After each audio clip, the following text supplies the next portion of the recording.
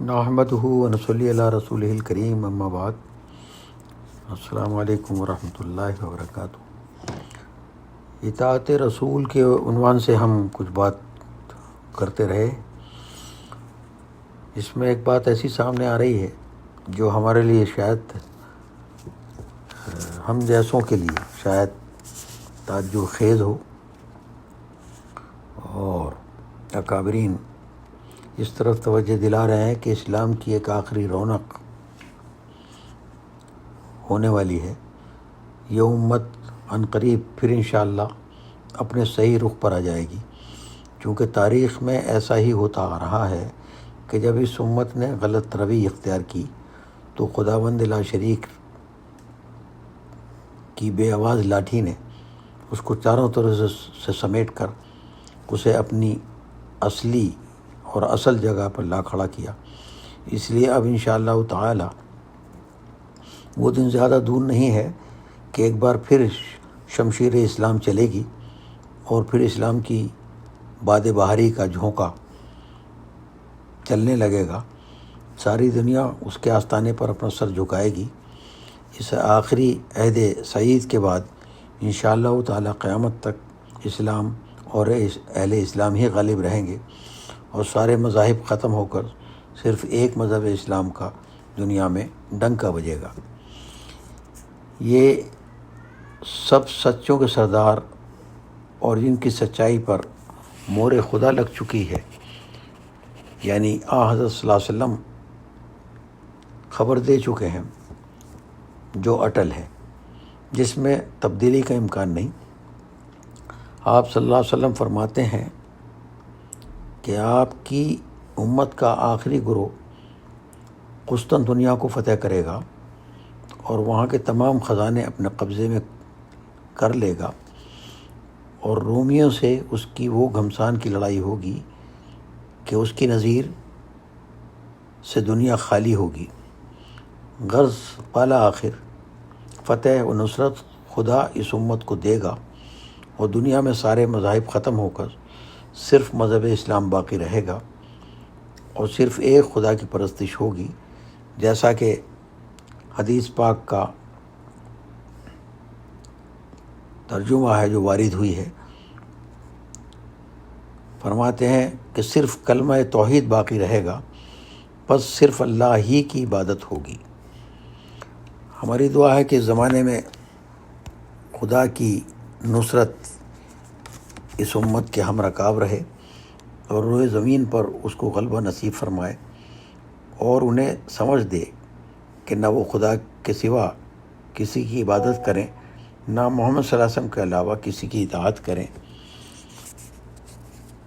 تو اب موقع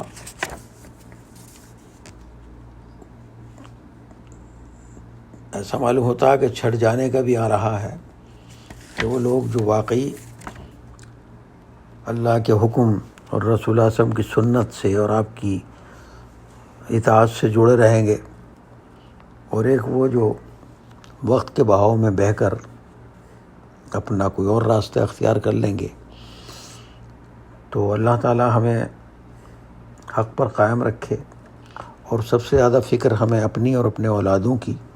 اور اپنے آنے والے وقت کی کرنی ہے، چونکہ جس انداز سے ڈیجیٹل میڈیا اور انٹرنیٹ اور AI سے متعلق چیزیں سامنے آ رہی ہیں، اور جس طرح سے ویڈیو گیم ہمارے بچوں کو اپنے اندر سمو چکے ہیں، اور ہر گھر میں بچے اس قسم کی گیم کھیل رہے ہیں جن میں بہت ساری ایسی باتیں بچپن ہی سے اور بہت معصوم ذہنوں میں بسا دی جا رہی ہیں کہ جس میں ایمان اور یقین سے غافل ہو جانے کا خطرہ ہے۔ تو کرنے کے کام تو بہت ہیں، لیکن ہمیں جو امیڈیٹ ذمہ داری ہماری خود اپنے آپ کی، اپنے گھر بار کی، اپنے بچوں کی ہے، وہ بھی اسی میں مضمر ہے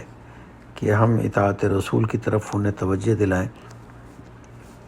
اور اپنے گھروں میں چھوٹی چھوٹی سنتوں کی پابندی کا ہم اہتمام کریں، اور ہم ان تذکروں کو جاری رکھیں اپنے گھروں میں جن میں سید المرسلین صلی اللہ علیہ وسلم کی امتیازی شان بیان ہوئی ہے۔ آئندہ ہم قرآن اور حدیث کے حوالوں سے اس سلسلے میں بات کریں گے کہ ہمارے نبی پاک صلی اللہ علیہ وسلم سید المرسلین صلی اللہ علیہ وسلم کی امتیازی شان کیا ہے، اور آپ صلی اللہ علیہ وسلم کی اتباع کے علاوہ اور کوئی راستہ اتباع کے لائق نہیں ہے۔ آپ صلی اللہ علیہ وسلم کی پہلی خصوصیت، دوسری خصوصیت، تیسری خصوصیت، اور آپ صلی اللہ علیہ وسلم کی فضیلت پر امام رازی کا استدلال اور علامہ سعد الدین تن فزانی رحمۃ اللہ کا استدلال، اور آپ صلی اللہ علیہ وسلم کی شان یکتائی، اس عنوان سے آئندہ انشاءاللہ ہم بات کریں گے، اور اللہ تعالی ہمیں بھی آپ صلی اللہ علیہ وسلم کی